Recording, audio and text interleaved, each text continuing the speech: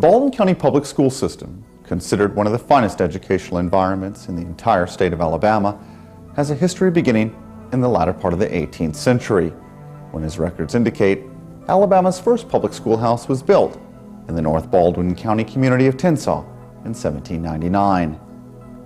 And at that time, nearly 10 years prior to Baldwin being organized as a county, the area remained geographically expanse. Agriculture served as king, and family farms dotted every section of the county. And in this era of extremely limited highway systems, individual communities built their own respective public schoolhouses, with the Board of Education supplying teachers to provide instruction. In the early part of the 20th century, the Baldwin County Public School System boasted over 80 separate school districts, each with their own individual public schoolhouse.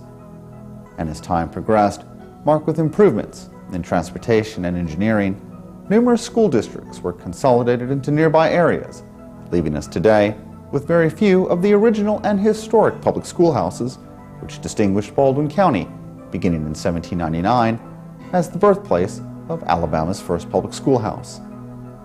This documentary, commissioned by the Honorable County Commissioners of Baldwin County and honorable members of the Baldwin County Board of Education, seeks to illuminate these few remaining and historic original public schoolhouses in an effort to pay tribute to one of the finest public school systems in Alabama.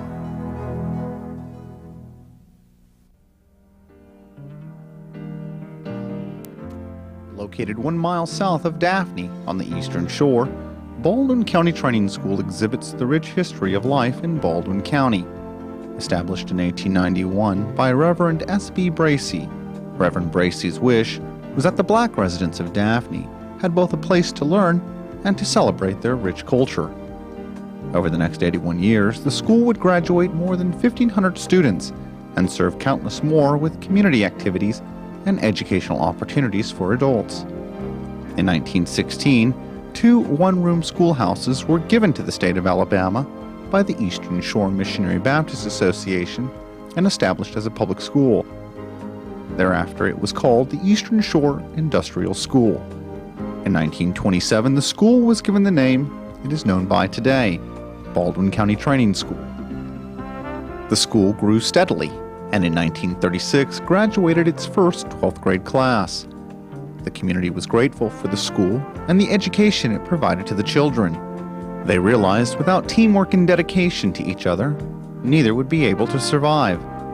Mr. W.J. Carroll, one of the school's principals, summed up the relationship best. School is successful to the degree that their service is reflected in the growth of the community. If the community is no better after X number of years, then somebody has failed. My first glimpse of Baldwin County Training School, it was Baldwin County Training School, not Daphne Training School. It was a requirement at that time that there be at least one white school in the county designated as the county high school. And then you could have as many others as need be, but one had to be designated as county training school. And at that time, Bay Minette was designated that. And there had to be one black school in the county that was designated as the county training school. And the school at Daphne was chosen for that purpose. It was a rather large wood frame structure that I don't remember very well. I don't remember it as being painted, but it probably was. It was very old when I first saw it, and they actually had dormitories for children who lived too far from school to get in. I don't know how big they were, but they were. That dormitory building was out behind the training school itself. That building,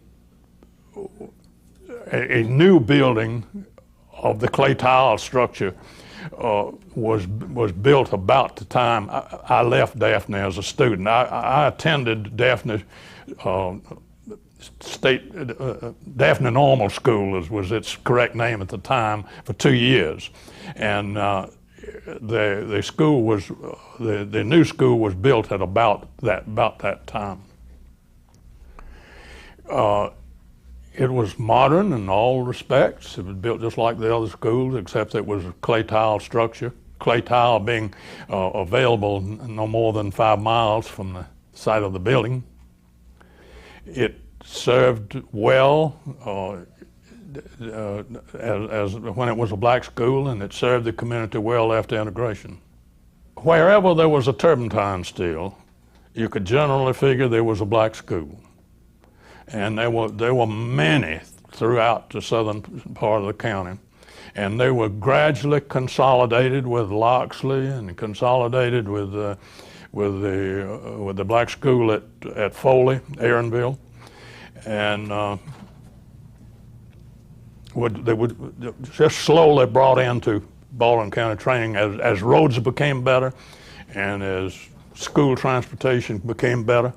We transported them longer distances because we could get better teachers at the larger schools.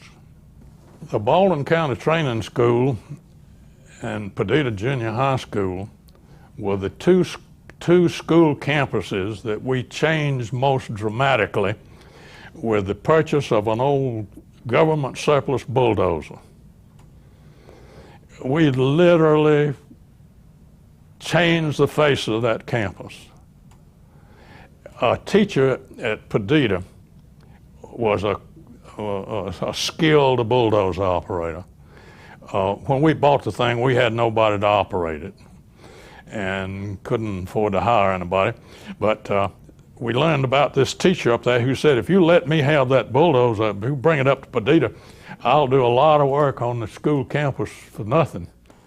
And he took over and did some wonderful work up there, and we gradually got to paying him minimum wage. And he would work all day Saturday and every summer. And we just literally changed all of the campuses in Baldwin County with that old dozer. But Baldwin County Training School, we cut down a cornfield that was on a hill to the north and to the east of the present site, and we smoothed that out and made a playground area and place for the cafeteria and for the new gymnasium. From 1889 to 1970, Baldwin County Training School functioned not only as a school for Baldwin County blacks, but it became a community foundation for the black residents of the county. Classes at the school ranged anywhere from classical literature and mathematics to vocational agriculture and home economics, and as a result provided a very wide range of skills that assisted training school students in all areas of their life. The school itself was founded in 1889 by a Reverend S.B. Bracey, who had been an organizer of the Eastern Shore Missionary Baptist Association. The Board of Trustees of that Baptist Association then agreed to deed an 18-acre site to the Baldwin County Board of Education that could be used as a public school specifically for black students. From 1889 to 1916, the school was known as the Eastern Shore Missionary Baptist Association Colored School. And then from 1916 to 1927, it changed its name and became known as the Eastern Shore Colored Industrial School. Early campus facilities were rather simple, and they consisted of a framed 2-story building containing 6 classrooms and a principal's office. There was also a 2-story frame structure that was used as a dormitory. It included bedrooms for stays during the semester, a kitchen and a dining hall for all those students that boarded there. Of course, the campus grew as the school expanded, and the dorms were eventually eliminated later on in the 1950s as school transportation became more efficient and more readily available. The training school was served by only 5 principals in its 53 years of existence, from 1917 to 1970. These administrators truly embodied a concept that grew out of the late 19th century ideology of education as a tool for one's betterment. And black educators such as Booker T. Washington and W.E.B. Du Bois believed, and rightly so, that no man could excel in his calling without a proper education. And while Washington proposed a vocational educational regimen, Du Bois believed that only a higher education in the liberal arts would place blacks on an equal footing with whites. Du Bois in his work The Souls of Black Folk, published in 1903, saw the plight of blacks and really the social problems of all races embedded in their ignorance, with the solution being what he referred to as, quote, a study and thought and an appeal to the rich experience of the past. The Baldwin County Training School really epitomized both these ideas. And so too did the leaders of the institution. It was during Principal Ligon A. Wilson's tenure from 1917 to 1927 that the school developed a program for all grades 1 through 12. The school continued to grow through the tenures of 4 other principals. However, Walker J. Carroll, who was principal from 1938 to 1970, presided over the most dramatic changes. More buildings were added during Carroll's tenure. By the 1950s, the dormitories had become obsolete due to the availability of buses in Baldwin County and to the improved roads that allowed buses to travel to and from school. The curriculum, always strong, continued to improve with a focus on music, drama, debating, and public leadership. And as a result, an astounding 60% of school graduates went on to college after graduating high school, an unprecedented number. And even though the school closed its doors in 1970 after integration took effect within Baldwin County, its legacy certainly lives on in the memories of its proud students and the community leaders that it helped shape. Baldwin County Training School has such a rich history that books have indeed been written to try to record some of the remarkable events that took place in this fine institution over the course of its history. The school was first founded in 1889 as a missionary Baptist school by Reverend Bracy and the Missionary Society there. It operated that way until 1916, when the county agreed to assist with it using some Rosenwald funds as an industrial school to serve the students in Baldwin County. Now, the school actually was 1 through 12, called a training school, but the high school part, grades 9 through 12, served students from throughout the county. And before Aaronville was built in Foley, and before Douglasville was built in Bay Minette, those students went to Daphne Training School and lived in the dorms, which were part of the campus. People who graduated from Baldwin County Training School treasure their heritage in this fine institution. As I can remember about old Baldwin County Training School, there was a song that they sang, "Hail Baldwin County Training School, true to you are we."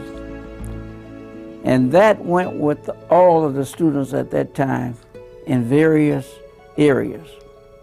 I was on the basketball team, and before the Superstars came out, my second name was Super. Soup is what they called me.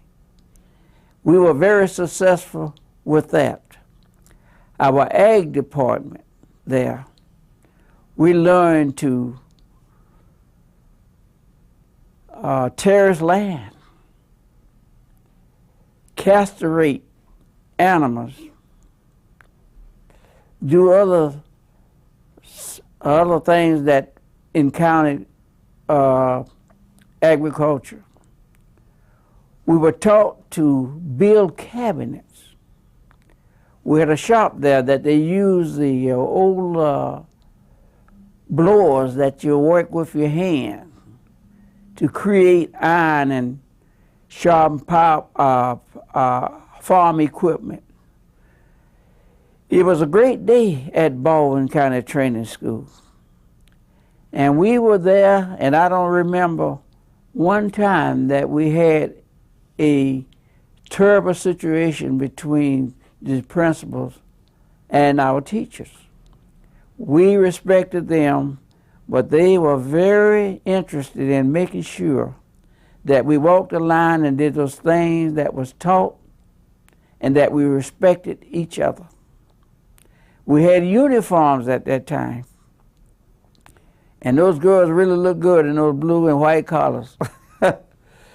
But everything was up and up, in my opinion, and I never regret the days that we had at Baldwin County Training School. As I remember, one of our main teachers there, Mr. W.O. Jones, he made sure that the boys that didn't do right went through the belt line. He made sure, he would say, fellas, we got to be men of tomorrow. We can't be the average individual. He would say to us and mention others like Booker T. Washington. He said, we need some Booker T. Washingtons. We need some men that would represent us in the future. We need also to go out and help these others. So he put us out many days to go and help others during our leisure time.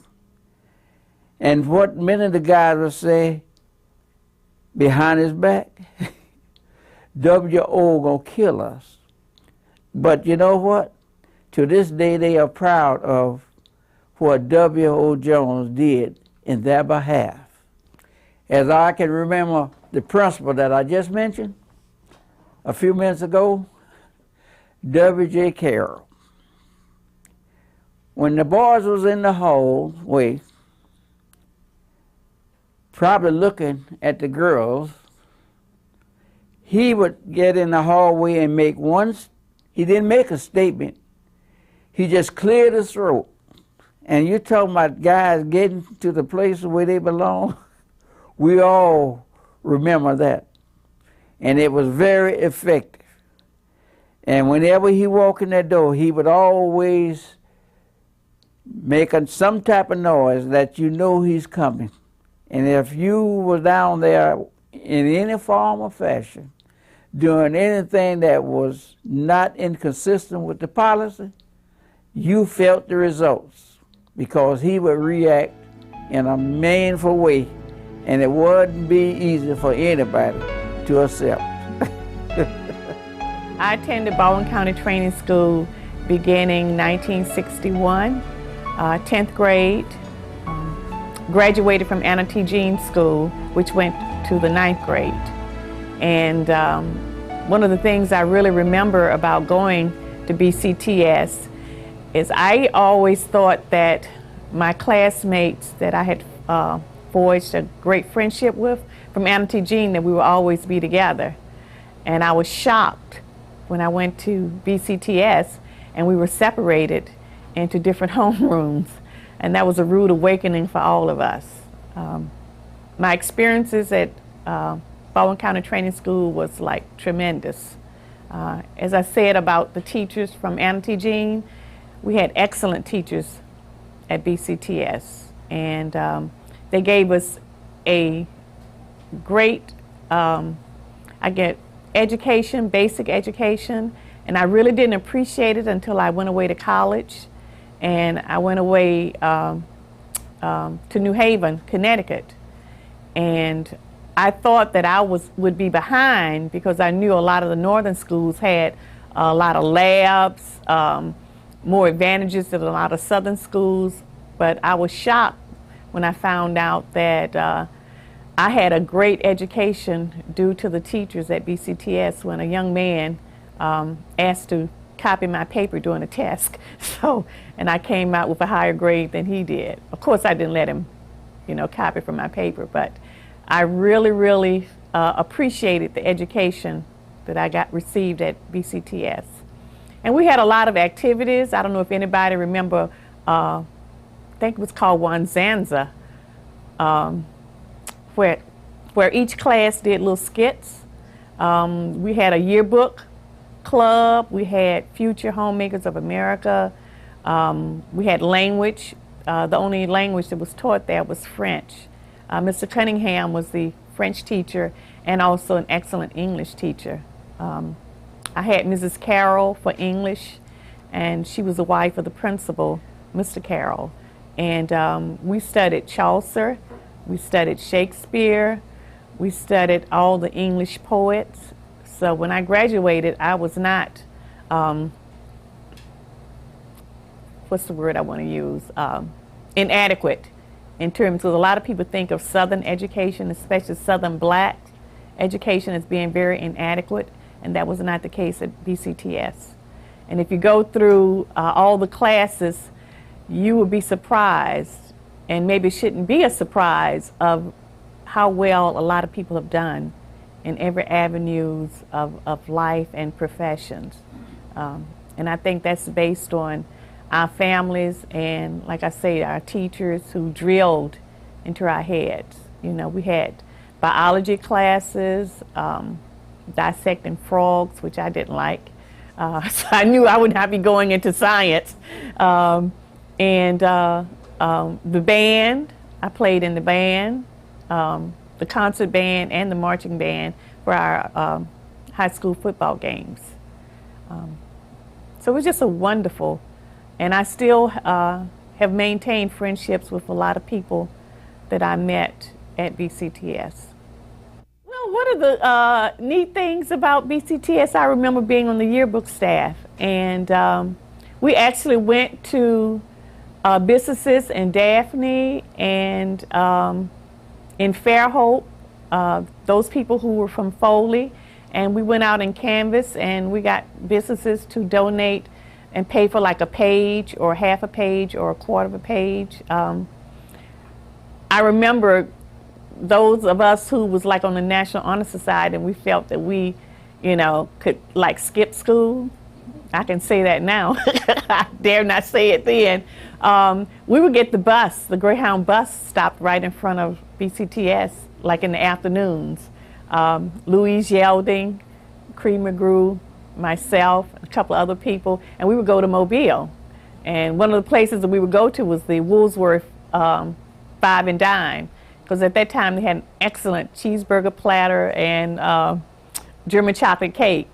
And we would go shopping, not that we were going to buy anything, and then make it back in time enough to get the bus to take us home. Well, one day we didn't make it back on time.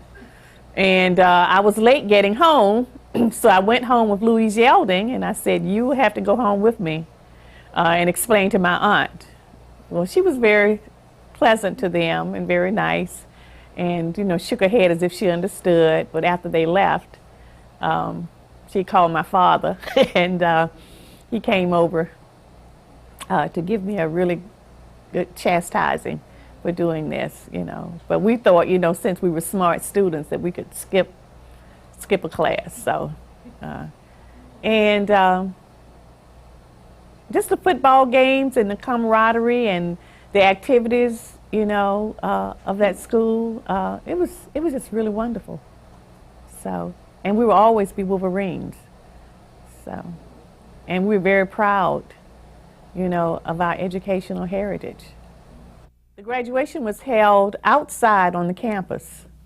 And another interesting thing was our prom. I had visited some relatives in New York and Connecticut, and their proms were always held like on a Friday or Saturday. And it was strange to know that kids could stay out late till like 2 or 3 in the morning. So when I came back for my last year from a vacation and suggested that we have our prom on a Friday or Saturday, well, Mr. Carroll wouldn't hear of that.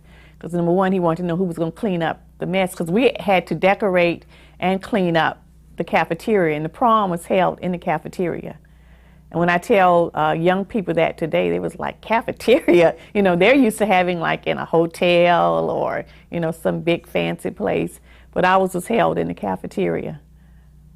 It was held on a Thursday night. We had to go to school Friday.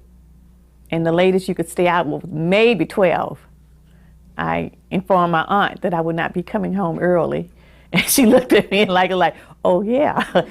Well, what time do you think you're coming home? I says, oh, maybe about 2. She was saying, like, don't push it. You know, 12 o'clock is sufficient. So even as a 12th grader, I had to be home at 12 o'clock.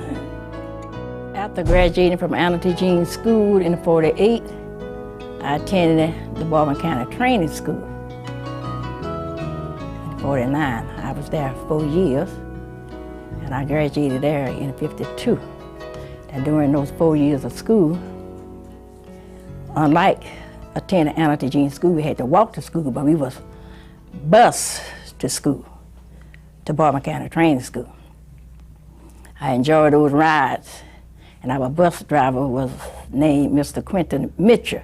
He was a good bus driver. He had all of them. We was very nice and polite on the school bus from Fairhope to Baldwin County School. And during my stay at Baldwin County Training School, some of the teachers, I can't remember all of them, but I had pretty good teachers. Our principal was Mr. Carroll, and his wife was Miss Thelma Carrielee. She was the music teacher. I liked her. And Mr. Orlando Powers, he was our science teacher, very smart in math. And Mrs. James and Mr. Taylor, and our home economics teacher name was Miss Warren. I liked her because I learned how to sew a little bit under her. I remember I had to make her apron. It was kind of botched up, but I was kind of proud of it. And Miss James, we would have devotion in the morning before I think she was my homeroom teacher. And we would sing the school song, Hale Baldwin Training School. And you know one thing, we never could finish that song. We never could end it. And she would say, just sit down, sit down, sit down. And we all would laugh. Couldn't even get the school song correct. And George Pickett, he was in our class. He was good on singing. He would always lead a song, and we just loved to call on him because he was real good. He was one of the students in my class. And let me see some of the other things I can remember. I also sung in the school chorus. I like singing in the choir. Miss Carrie was a good director. And when you graduate, we will always, you know, sing for the graduation. And then there were times when we would do concerts. And we would have the school and others invited to attend the concerts. And Mr. Powers, he was very smart. And I think he was a math teacher. He would come in there and we knew that he was probably gonna be throwing a test on us. Because he would use this, and I think it's in the Bible, this quote, this Bible verse. He said, there shall be weeping and gnashing of teeth. And I said, oh my God, that sounds like he finna throw something on us real bad. We just said there should be weeping and gnashing of teeth. But he was very smart, and he insisted that you get his assignment done, do his homework. And we had a lot of activities going on at school, like football and plaiting and the maypole. And my little dear friends, I would spend the night with them because I didn't have no transportation to attend the ball games. So Nellie Johnson, mother, was kind enough to let me stay, and Alberta, mother, Miss Janie McConaughey. So I should always be reminded of them. I attended the Baldwin County Training School from 1946 through 1957. And I did not have the pleasure of riding a bus. I walked to school each day across what is now the 4-lane 98, which was a gully during that time. But it was a good little trip, good little walk.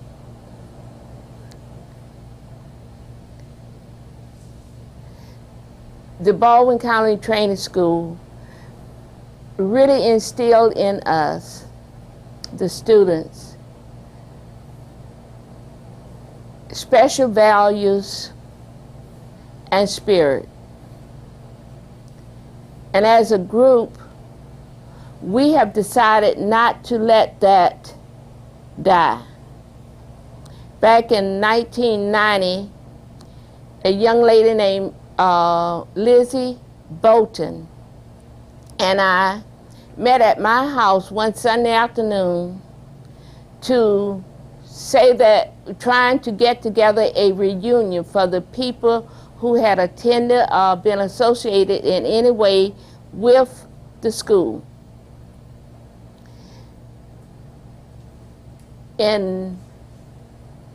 by July the 8th, no, July 5th, by July the 5th of 1991, we had it all planned, and some had said it couldn't be done, but we had started a Baldwin County Training School Scholarship Foundation, which we wanted to give our scholarships to students who met our criteria.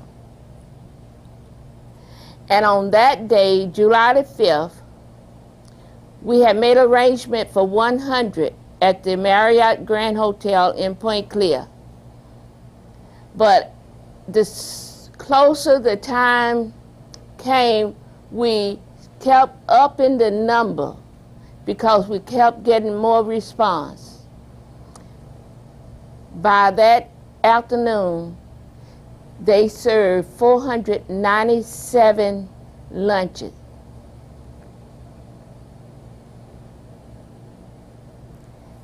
And we are still working towards our goal of raising money to give our scholarship. As of today, we have awarded 8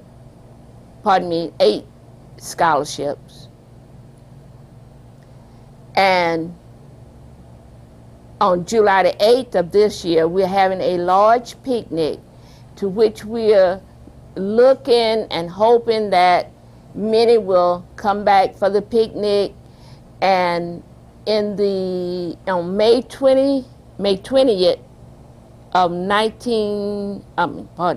2007, the Wolverines from Baldwin County Training School will be cruising. We'll be leaving from Miami to go on a cruise, and this will also be a fundraiser to help with scholarships.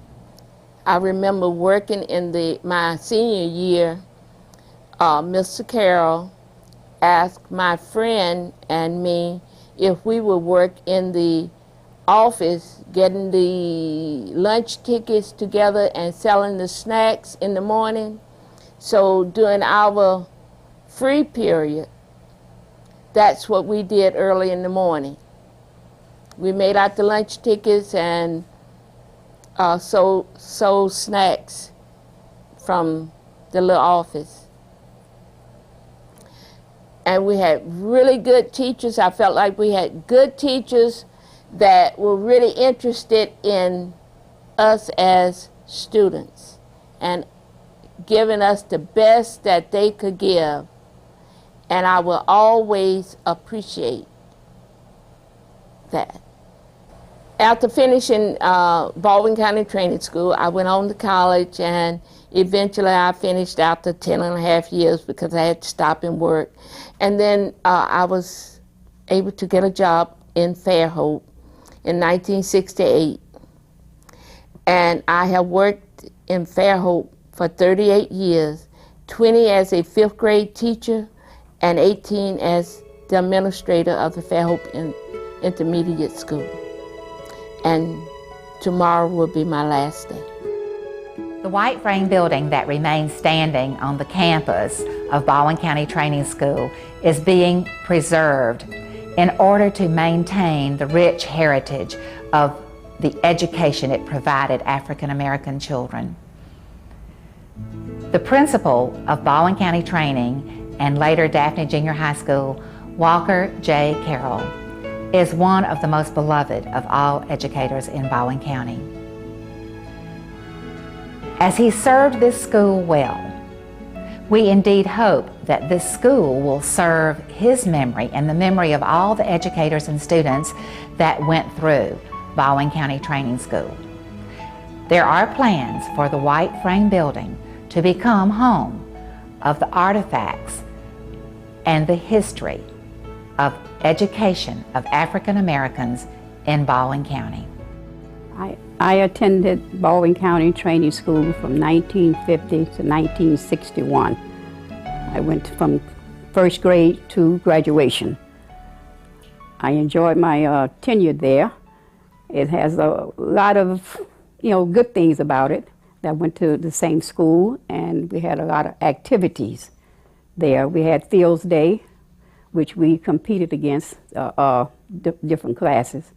And we also had May Day, and we just, interacted with everyone, okay? And one of the things that I didn't like about Baldwin County is we didn't have a gym.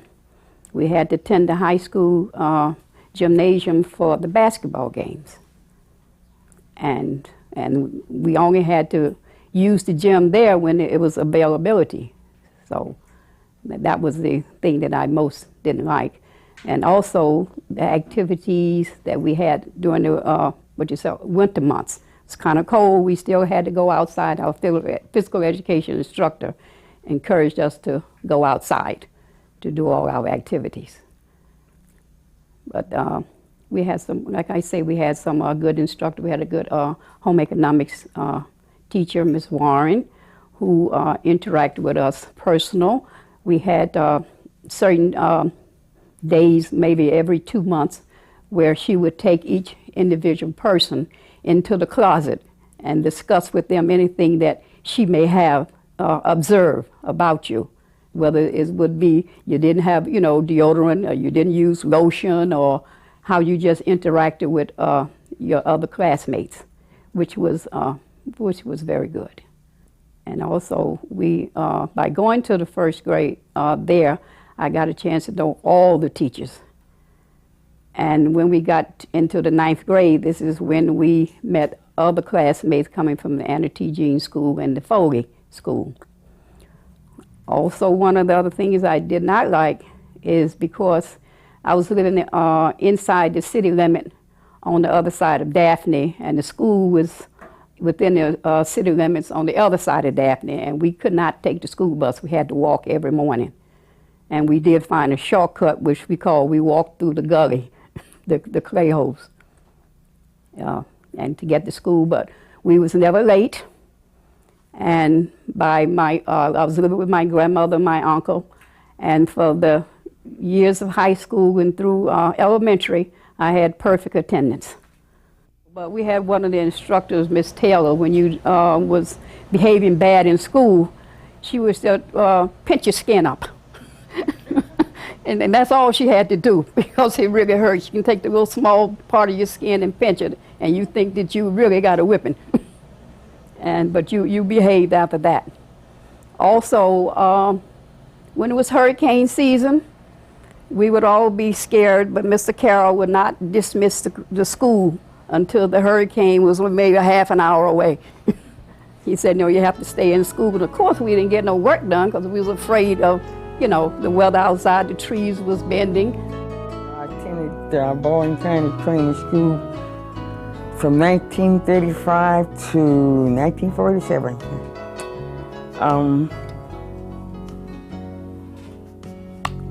We had very good teachers there when I was there. We had an old building. Now, I think one building is still there, but the rest of them have been torn down. And that main building caught a fire, and they had to remodel it, I remember one year. And when I attended there, we had to wear uniforms. They weren't purchased from a store. Our parents or somebody made the uniform, blue uniforms with white collars and cuffs. And we had to line up in front of the school. There was a flagpole out front. Line up in front of that, in front of the school and march in every morning. Let's see. And when I attended, the first principal there was Mr. Peoples. I don't remember how long he remained there. And then his assistant principal, Mr. Hammond. And my first teacher was Mr. Peoples' wife. I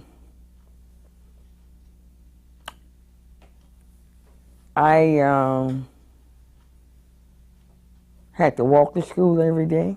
I thought it was too far, but they wouldn't let us ride the bus because they said we were close enough. So now I can see one of my teachers I saw down at the Anna T. Jean, Mrs. Harp. She taught me. at our Baldwin County Training School. And the second principal there was Mr. Carroll. He remained there. He was still there when I graduated. And the assistant principal, Mr. Taylor, Leslie Taylor. Mrs. Harp's brother also taught there, Mr. Powell. And some of my other teachers, I don't know whether you want to know their names. My first grade teacher was Mrs. Lassiter. She's married Mr. People, but she was a Lassiter when she first came there. And my second grade teacher was Miss Hackworth. My third grade teacher was Miss Roan, Ruth Roan. I was in her class for about a week, and I got promoted to the fourth grade, and Mrs. Crandall was my teacher. And Mrs. William also taught me. And my home economics teacher was Mr. Jones' wife. He was the agriculture teacher, but she passed away, and we got a new teacher. Her name was Mrs. Mildred Bartizar Warren. And she was still at the school when I left, when I graduated in '47. I remember, during that time, the Coca-Cola people used to come and give us free pencils and free blotters. I'm sure these other ladies here don't remember that. They probably had stopped because that was a long time ago. And one girl took my and rulers. We got pencil, rulers, and blotters. A blotter. One pencil, one ruler, and a blotter. And she broke my pencil, and I hit her. But I got the spanking in my hand for hitting her. That's the only thing exciting I remember. We had outside facilities. We didn't have indoor facilities. And I remember we didn't have a library. I think there was about 1 or 2 old books in there, dictionaries, encyclopedias, but we did not have a dictionary. I mean, we did not have a library. But we made it. We had a dormitory there, and some of the students, we were the only high school for black students to attend in Baldwin County, and we had students from Foley, Bay Minette, and other areas surrounding there. And students from Bay Minette, I think, and Foley, they lived in a dormitory, and I think they went home on the weekend. And they served good food in the cafeteria, I must say. The cooks that were there, sometime I would bring my lunch, sometime I would eat in the cafeteria, and sometime I would go across. It was across the street. They would allow us to go across the street. There was a little shop there. Miss Thompson, she's still living too, used to run, and we used to go over there and get soda and cookies and candy. I graduated from Baldwin County Training School in 1947. And I went on from there to Tuskegee University. It was Tuskegee Institute then. Now it's Tuskegee University. And I graduated in 1951. 5 years ago, since in March 06, in 51, let's see, March of this year, I went up for my 55th year class reunion. And 5 years ago, I received my 50th year plaque. The Baldwin County Training School graduation ceremony, we had a ceremony at the school, and we also had one at the church where the minister took over and talked. And that was about it. They had a program. The choir would sing, valedictorian and salutatorian. They would speak. I entered Baldwin County Training School in 1951. It was kind of a strange thing that we had to pass a high school to go to one, but that's what it was. We passed the Fairhope High School to go to Baldwin County Training School, and it was a nice school. I enjoyed quite a bit of activities there as a student. I was often referred to as Virginia. Mr. Carroll would always make an example of me, and one of my classmates, Booker Talaferio-Lett. Whenever he wanted to get something over, tell about something he didn't like, he would call our name. If it's not good enough for Virginia and Booker Talaferio, it's not good enough. And I think the reason he was saying that, it was a little shop across the street from the school that had real good hot dogs. And instead of eating lunch in the cafeteria, we would go over there and get us a hot dog, which was none of his business. But he always had to get up in the auditorium and speak of that. So during my years there, I had some very good instructors. And like everybody's mentioned, Miss Carroll, she was a real good teacher. And you couldn't just tell her.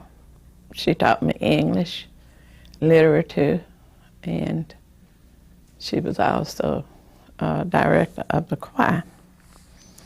You couldn't, in English, we had to diagram sentences, and you didn't just tell her that was the subject, that was the verb. You had to tell her how the whole thing come to being and how it operated. So I really appreciated that because it carried me a long ways when I went off to college.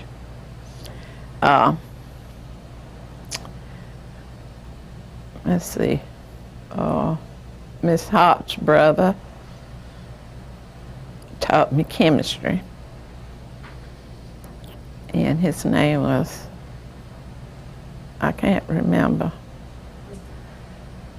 his first name. Orlando Powers was his name.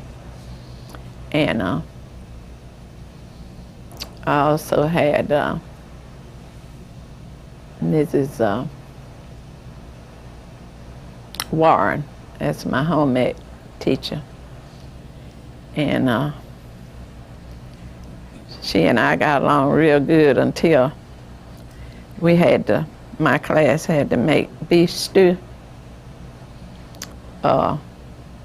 We would make our food one day and eat it the next. Well, we had beef stew, and I just really didn't eat beef stew. And she gave me a C because I was giving her a little problem about that beef stew. I said, look, I don't eat beef stew when it's fresh, and I certainly ain't gonna eat it leftover. But I said, you can just call my mama and ask her. I said, I just can't eat this stuff. So I ended up getting a C for that quarter. Other than that, we were fine. And I even went so far as to tell her, now you shouldn't have given me that C for my grade. You should have told my homeroom instructor, who was Mrs. Jones. And that would have came off on my citizenship. So I guess she didn't appreciate me telling her that either out in front of the class. That's why I got that C. Anyway,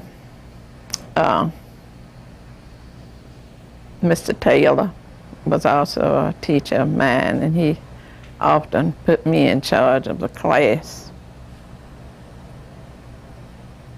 So I had quite a bit of responsibility, and I, again, appreciate that. It made me a better person, I think. Even when I went off to college and finished college, I came to this area and I was in charge. I was a supervisor at a hospital for 30 years. Anyway, upon graduation in 1953,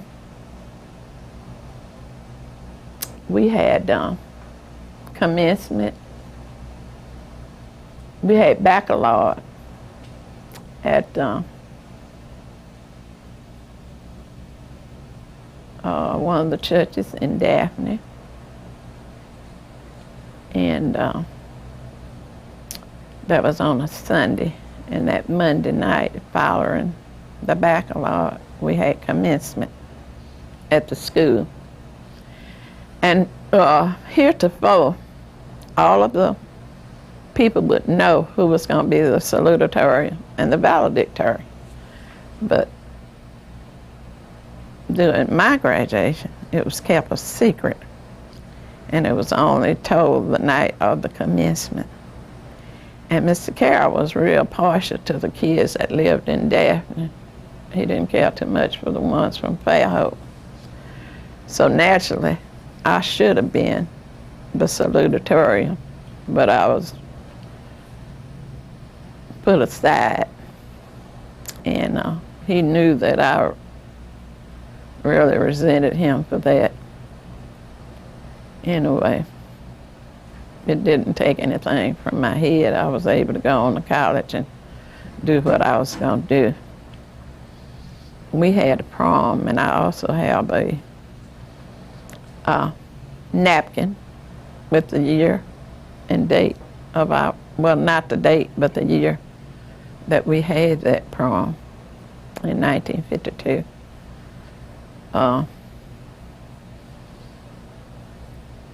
There at the auditorium. I must have had something. I have a lot of pictures of my classmates. A lot of them have since passed on. But getting on that bus in Fairhope and going to Daphne those 3 years was quite a chore. But if you want to get anywhere, you have to go with the flow. The history of the African American education in Baldwin County is one of the most remarkable pieces of Baldwin County history. Throughout the county, communities built schools with their own sweat and blood and hard work to serve the children of their community. And the African American families, children of former slaves, were indeed a part of that movement. The first recorded history that we have of an official school in Baldwin County is the Baldwin County Training School, which was actually formed in 1889 by Reverend Bracy and the Missionary Baptist Association. Founded the school as a mission and an outreach to serve the African American children on the Eastern Shore and indeed all of Baldwin County. And until 1950, it was a boarding school, and students from all over Baldwin County were bused there and lived in dorms there on campus. One of the feeder schools for Baldwin County Training School was the Anna T. Jeans School in Fairhope, which is in the Twin Beach community. Anna T. Jeans was a philanthropist from Philadelphia who started a fund to build schools for southern rural black communities. And Baldwin County, under the leadership of Miss Elmore, who was the Jeans teacher for Baldwin County, 14 schools were built. Now, Miss Elmore, who was the Jeans teacher paid for from the Jeans Fund, was one of the most beloved figures in Baldwin County history. And she would visit all 14 of the sites that were Rosenwald-funded sites to encourage the teachers and to help lead the teachers in their curriculum.